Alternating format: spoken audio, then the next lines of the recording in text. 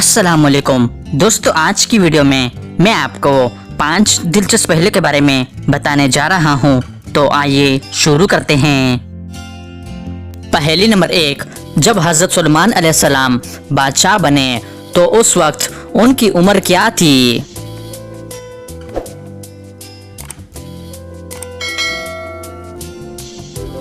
इसका सही जवाब है 13 साल। पहेली नंबर 2, हजरत नूह अलैहिस्सलाम का कौन सा बेटा आप पर ईमान नहीं लाया था?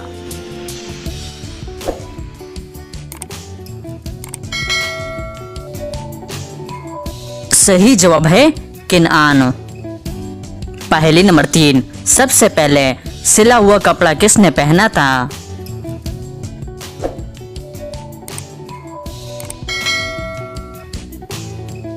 इसका सही जवाब है हजरत इदरीस अलैहिस्सलाम। पहेली नंबर 4, जन्नत के कितने दरवाजे हैं और एक दरवाजा कितना बड़ा होगा?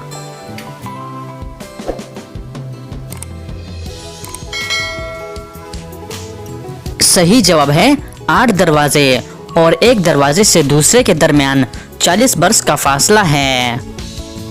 पहेली नंबर 5, तस्वीर देखकर बताएं कि कौन सी सब्जी का नाम बनता है?